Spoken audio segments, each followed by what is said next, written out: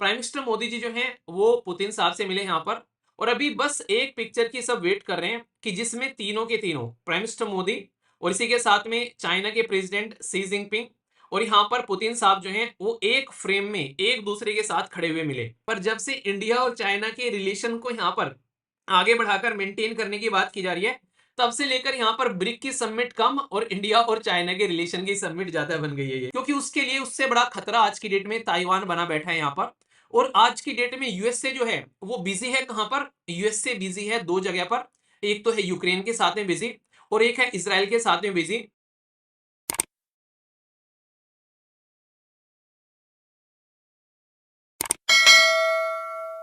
दोस्तों ये जो पर्टिकुलर टॉपिक है इसके अंदर में मैं तीन आर्टिकल आज डिस्कस करने वाला हूं। ये आर्टिकल पेज नंबर 1 पर है, प्राइम मिनिस्टर मोदी जी जो हैं। इसके बाद में फिर आप लोगों को साइबर फ्रॉड वाला आर्टिकल डिस्कस करूंगा। प्राइम मिनिस्टर मोदी जी जो हैं वो पुतिन साहब से मिले यहाँ पर। और अभी बस एक पिक्चर की सब वेट कर रहे हैं कि जिसमें तीनों के तीनों प्राइम मिनिस्टर मोदी और इसी के साथ में चाइना के प्रेसिडेंट सी जिनपिंग और यहाँ पर पुतिन साहब जो हैं वो एक फ्रेम में एक दूसरे के साथ खड़े हुए मिले। उस पिक्चर का दुनिया को इंतजार है। तो सबसे इंपॉर्टेंट चीज क्या है, जब prime minister Modi ji meeting के लिए जा रहे थे यहां पर कुछ दिनों पहले तक मैंने खुद ने आर्टिकल डिस्कस किया था कि कोई कंफर्मेशन नहीं है कि दोनों के बीच में कोई बायलेटरल मीटिंग होगी कि नहीं। पर लेकिन आज मैं कंफर्म कर रहा हूं, यहां पर आज ही के न्यूज़पेपर के फ्रंट पेज पर इन्होंने इस चीज को कंफर्म कर दिया है कि मीटिंग होने वाली है यहां पर। और ये जो मीटिंग होने वाली है इसमें क्या क्या मुद्दे आप लोगों को देखने को मिलेंगे उसके बारे में तो पता चलेगा। पर पूरा फोकस अभी यहां पर चल रहा है ब्रिक्स समिट के ऊपर में। साथ ही साथ में हमने कल ही कंफर्म कर दिया था, मैंने डिस्कस किया था ना कि चाइना बेसिकली हमारे साथ में अब डीएक्सिलेशन करने के लिए आगे बढ़ रहा है। तो 4 साल बाद ये खुशी देखने को मिली। चाइना ने आज इसको कंफर्म किया है, यानी कि भारत से एक दिन बाद में। और चाइना का तो ये रवैया भी है, जब हमारे सैनिक शहीद हुए थे चाइना के साथ में, जब कॉन्फ्लिक्ट हुआ था 4 साल पहले, तो उस टाइम पर हम लोगों ने तुरंत बता दिया था कि हमारे देश के जो सोल्जर हैं वो शहीद हो गए हैं देश की सरहद की रक्षा करते हुए। पर चाइना ने इस चीज को एक्सेप्ट ही नहीं किया था और कई दिनों बाद जाकर इन्होंने बोला था हाँ ऐसा कुछ हुआ है। समझ रहे हैं? तो सोच के देखो कितनी गर्व की बात है इंडियन आर्मी के लिए सर्व करना कि पूरा देश आप लोगों को रिकॉग्नाइज करता है। पर सेम कंडीशन चाइना में नहीं है, वहां पर उनको छुपाया जाता है कि हाँ जान भी गई है यहाँ पर। तो ये कंडीशन है। चलिए जो भी है, अब अच्छे रिलेशन बढ़ रहे हैं आगे, तो ये एक पॉजिटिव साइन आप लोग बोल सकते हो। इसी के ऊपर में एक आर्टिकल यानी कि एडिटोरियल भी लिखा गया है यहाँ पर कि चाइना ओपन है न्यू अपॉर्चुनिटी के लिए, इंडिया के साथ में एग्रीमेंट होने जा रहे हैं।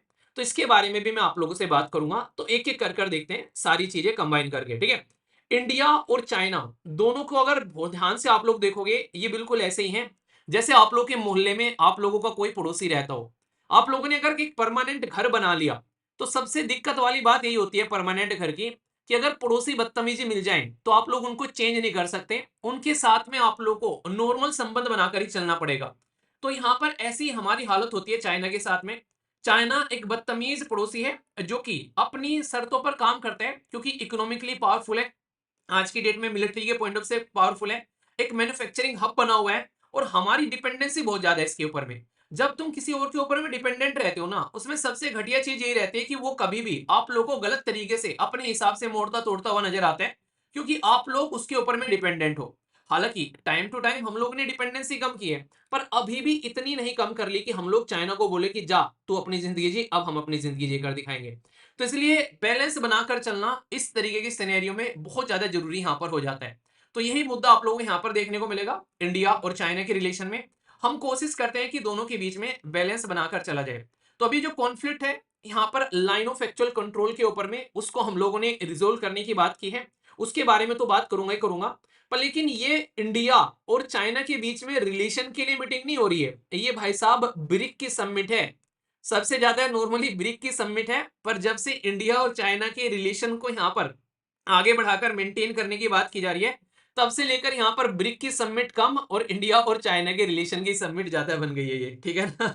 क्योंकि आप लोगों को पता है यहाँ पर, क्योंकि इंडिया और चाइना के बीच में अगर आप लोग ध्यान लगा के देखोगे, गालवान वैली वाला क्लैश हुआ था 2020 में, याद आ रहा है ना, जब इंडिया और चाइना की आर्मी आमने सामने आकर खड़ी हो गई थी यहाँ पर। तो ये चीजें आप लोग समझ सकते हैं। इसी के सामने यहाँ पर डोकलाम वाला, तो ये दुनिया के सामने रखा हुआ एक स्टैंड ऑफ है 2017 का, जिसमें यहाँ पर डोकलाम सेक्टर यानी कि जो भूटान के पास में है। अगर मैप में आप लोग देखना चाहते हैं तो ये पर्टिकुलर एरिया है डोकलाम वाला, जिसमें आमने सामने खड़े हो गए थे यहाँ पर। और ये गालवान वैली आप लोगों को देखने को मिलेगा बेसिकली यहाँ पर, बेसिकली आज की डेट में लद्दाख वाले रीजन के अंदर में। तो कंडीशन खराब हो गई थी, यहाँ पर आमने सामने सोल्जर खड़े हुए थे और 20 इंडियन सोल्जर की जान गई थी उस टाइम पर। समझ रहे हैं आप लोग, यहाँ पर एक नहीं 20 लोग शहीद हुए थे। और हम लोगों ने तुरंत एक्सेप्ट किया था कि हमारे 20 लोग शहीद हो गए, पर चाइना ने एक्सेप्ट नहीं किया था यहाँ पर। तो ये जो पर्टिकुलर रीजन है 2020 से लेकर अब तक कई बार हम लोगों ने इसको सॉल्यूशन करने की कोशिश की, पर लेकिन सॉल्यूशन नहीं निकाल पाए। अब जाकर यहाँ पर ये सॉल्यूशन जो है ये कहीं ना कहीं आप लोगों के सामने आया है। एक बच्चे ने बड़ा इंटरेस्टिंग बात पूछी कल, एक मेल के बच्चे ने कह रहा है कि सर ये जैसे मीटिंग हो रही है, अभी ब्रिक की मीटिंग हो गई, संघाई कॉर्पोरेशन ऑर्गेनाइजेशन की मीटिंग हो गई, तो यहाँ पर ही ऐसी चीजें हम लोग डिसाइड क्यों करते हैं कि भाई अब मीटिंग हो रही है तो अब रिलेशन को सुधार लेते हैं। तो ऐसा नहीं है, आप लोगों को लगता है ना कि ब्रिक की मीटिंग हो रही है इसलिए इंडिया और चाइना के रिलेशन सुधर रहे हैं, ऐसा कुछ नहीं है। ये एक इम्पैक्ट है, पर लेकिन ये 100% ट्रुथ नहीं है। रीजन क्या है? रीजन सबसे बड़ा ये है कि ये मीटिंग ऐसा नहीं कि भाई साहब जैसे आप लोगों ने कि हाँ भाई साहब फॉर्म निकल गया, प्रीलिम्स एकदम आप लोगों के सामने है, आप लोगों ने तुरंत यूपीएससी क्लियर कर कर मेंस निकाल कर आप लोग टॉपर बन गए। अगर कोई इंसान आप लोगों के सामने ऐसी बात बोलता है, वो दुनिया का सबसे बड़ा फेकू इंसान है। अगर कोई आप लोग कह रहा है कि जिस दिन फॉर्म निकला उस दिन से मैंने पढ़ने स्टार्ट किया है, ऐसे इंसान की एक भी बात मत सुनना, वो आप लोग को गुमराह कर रहे हैं। तो आप लोग को लगता है कि ब्रिक जो है सबमिट हो रही है उससे रिलेशन समझ रहे हैं, नहीं। 2020 से लेके 2024 तक का भाई साहब बैक एंड में जो मीटिंग चलती है, इंडियन कमांडर की मीटिंग चलती है, चाइना और इंडिया के जो ऑफिशियल की मीटिंग चलती है, वो मीटिंग कॉन्टिन्यूअसली चलती रहती है रेगुलरली एक इंटरवल के बीच में। और यहां पर वो मीटिंग का ही फाइनल आउटपुट निकल कर आता है, जो कि नॉर्मली मीडिया के सामने नहीं रखा जाता है। तो back and channel always active रहते हैं, किसी न किसी तरीके से काम चलता रहता है। तो ये क्या होता है, ये अनाउंसमेंट होता है जब कोई बड़ी मीटिंग होती है कि भाई ब्रिक में जा रहे हैं, तो चीजों को अनाउंस कर दिया कि हाँ यार ये हो गया।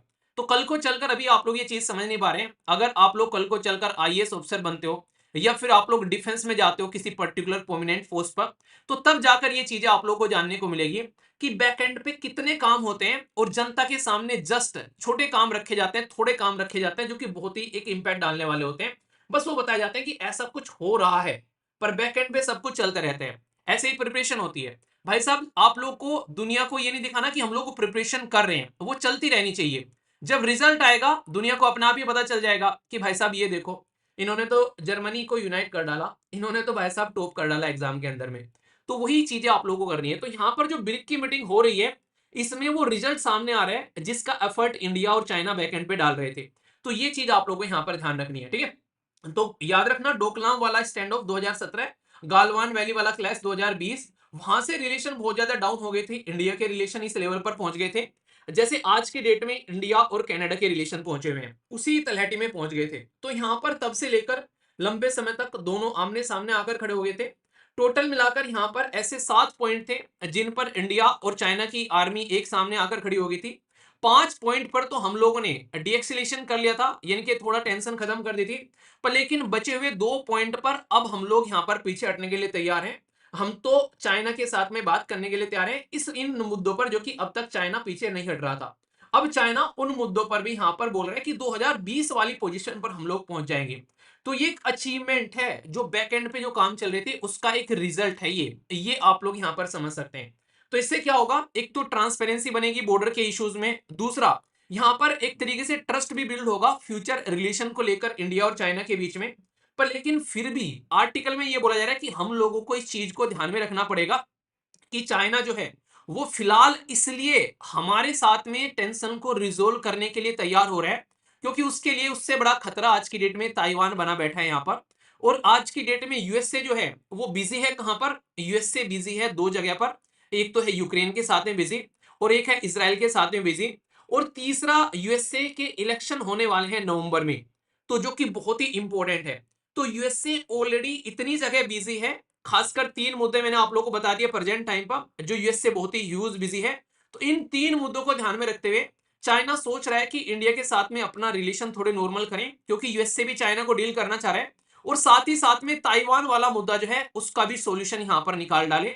इसलिए आप लोगों को यहां पर ये पूरा फंडा इस तरीके से देखने को मिलेगा। तो चाइना अभी यहां पर ऐसा नहीं कि चाइना हमारे लिए बहुत ही एक तरीके से अच्छा देश है और बहुत ही शानदार तरीके से काम करने वाला है।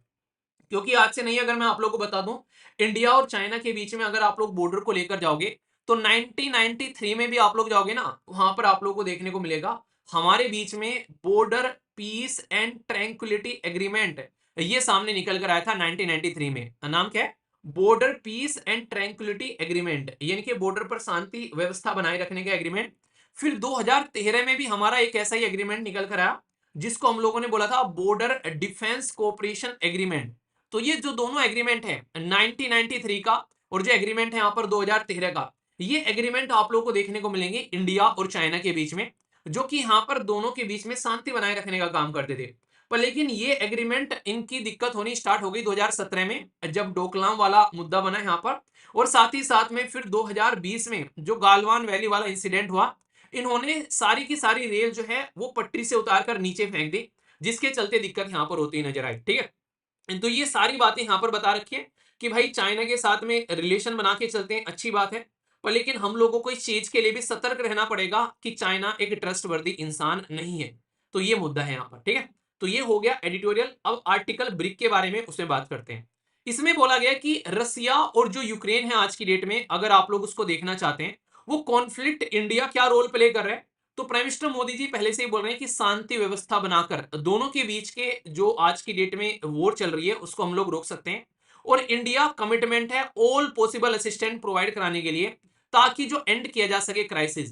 क्योंकि आप लोग को याद होगा यूक्रेन ऑलरेडी बोल चुका है यहाँ पर कि भाई इंडिया हेल्प कर दे, रसिया ऑलरेडी बोल चुका है हेल्प कर दे, पर लेकिन बैक एंड पे जो यूएसए है वो यहाँ पर इस चीज को रुकने नहीं दे रहा है, क्योंकि उसके हथियार की सप्लाई रुक जाएगी वरना। तो मोदी जी जो हैं वो बार बार यहाँ पर इंडिया का स्टैंड जो है वो बताते हैं यहाँ पर कि भाई साहब डिस्प्यूट को रिजोल्व यहाँ पर करना चाहिए, पीसफुल शांति बनाए रखते हुए यहाँ पर। तो एक तो ये मुद्दा है जो कि यहाँ पर डिस्कस किया जाना है, क्योंकि रसिया में ये मीटिंग हो रही है, तो याद रखना। ठीक है, अब यहाँ पर बात करते हैं जिससे क्वेश्चन आप लोग का प्रीलिम्स के अंदर भी बन सकता है। सबसे पहले तो ये कि भाई साहब ये जो पर्टिकुलर मीटिंग है ये कौन से नंबर की है। तो याद रखना 16वें नंबर की मीटिंग हो रही है यहाँ पर ये, जिसमें मोदी जी पार्टिसिपेट करने के लिए कजान जो कि रसिया के अंदर में है यहाँ पर वहां पहुंचे हैं। जबकि कॉन्फ्लिक्ट अभी कंटिन्यू है, लड़ाई चल रही है रसिया और यूक्रेन की। तो ये यहाँ पर 16वीं मीटिंग है जो यहाँ पर अभी आप लोगों को देखने को मिल रही है। अब इंटरेस्टिंग चीज क्या है?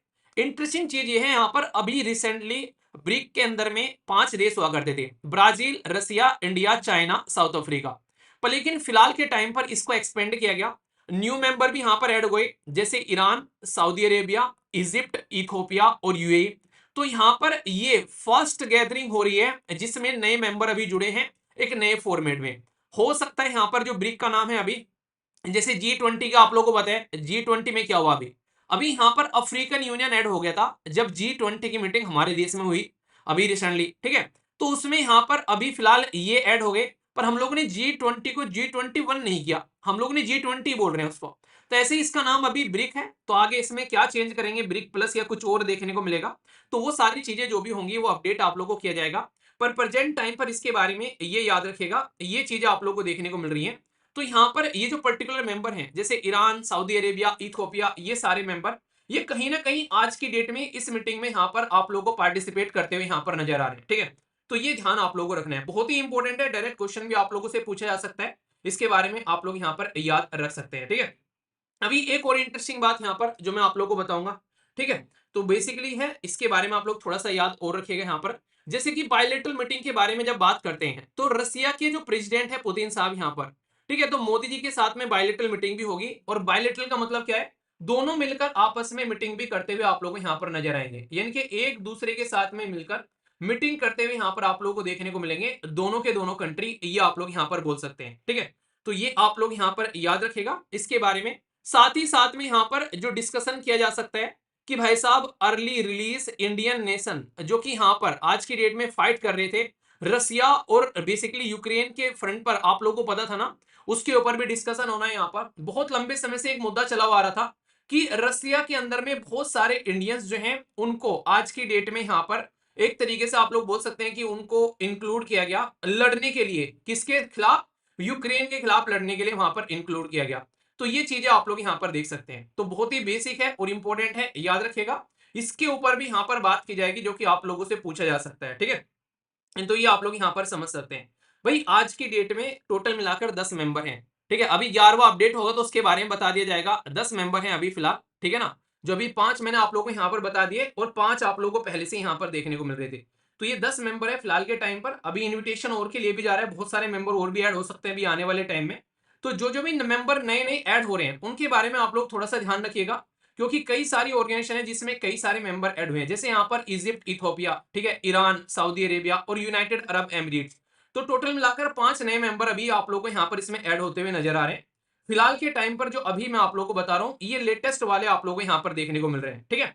तो इसमें टोटल अभी फिलहाल के टाइम पर 10 मेंबर बताए जा रहे हैं, जो कि लेटेस्ट अपडेट के हिसाब से। अभी एक आधा और ऐड हो जाए, कुछ होगा तो फिर उसके बारे में भी आप लोगों से मैं बात कर लूंगा यहाँ पर, ठीक है ना। तो ये आप लोग यहाँ पर ध्यान रखिए, इसको लेकर कंफ्यूजन में मत आइए। फॉरेन सेक्रेटरी जो विक्रम है उन्होंने अनाउंस किया यहाँ पर कि दो कंट्री 25th सेशन यहां पर होल्ड करेंगी। इंडिया और रशिया का इंटर गवर्नमेंटल कमीशन जो है ये आप लोगों को देखने को मिलेगा इन नवंबर न्यू दिल्ली में, यानी कि अभी तो मीटिंग हो रही है अभी यहां पर बेसिकली रशिया के अंदर में, फिर 25वां सेशन यहां पर इंडिया और रशिया की मीटिंग होगी न्यू दिल्ली के अंदर भी, ये आप लोग याद रखना। मीटिंग विद ईरानियन प्रेसिडेंट, तो यहां पर ईरान के जो नए प्रेसिडेंट हैं यहाँ पर मसाउन, इनके साथ भी आप लोगों को मीटिंग होती नजर आएगी यहाँ पर।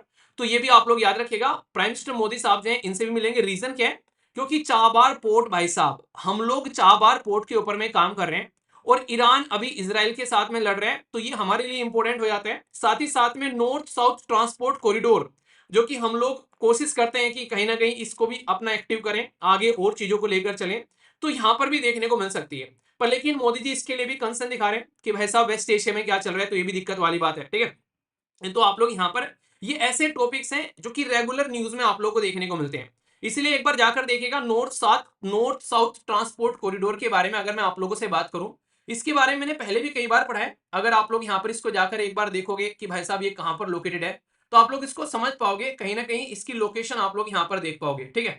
तो इससे मैं आप लोगों को क्या समझ में आएगा कि भाई क्यों हम लोग यहाँ पर आज की डेट में मीटिंग करने की कोशिश करते हैं ईरान के साथ में भी, ठीक है। वैसे मैं आप लोगों को यहाँ पर एक पिक्चर शेयर कर देता हूँ, अगर आप लोग इसको देखना चाहते हैं, जिस किसी ने अभी नहीं देखा है। देखो कई सारे ना एडिटोरियल के अंदर में पॉइंट्स आते हैं बहुत सारे, ठीक है ना, जैसे अभी पॉइंट्स आ गए।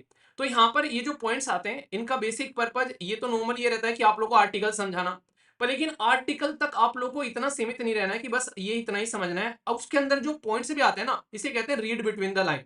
मैं आप लोग हमेशा कहते हैं ना रीड बिटवीन द लाइन, तो ये रीड बिटवीन द लाइन वाली बात यहाँ पर आ जाती है। अभी जैसे नॉर्थ साउथ ट्रांसपोर्ट कॉरिडोर के बारे में तो मैं आप लोगों के लिए पिक्चर शेयर कर देता हूँ।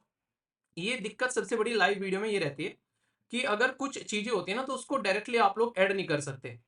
तो ये वाला मुद्दा आप लोगों को देखने को मिलेगा। तो कहीं ना कहीं एक तरीके से जो ऐड होना चाहिए एक नहीं, जो लाइव वीडियो के अंदर में, तो ये थोड़ी सी दिक्कत रह जाती है।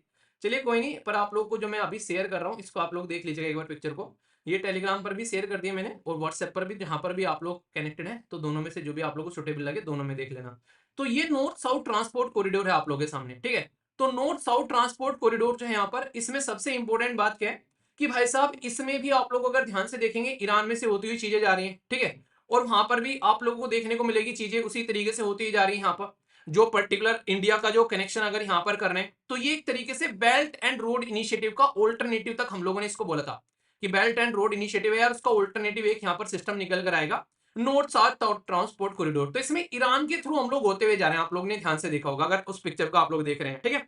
पिक्चर खोल लिया करो जो मैं शेयर करता हूँ व्हाट्सएप पर या फिर टेलीग्राम पर, ठीक है। इसी के साथ में आप लोग चाबार पोर्ट को देख लेना।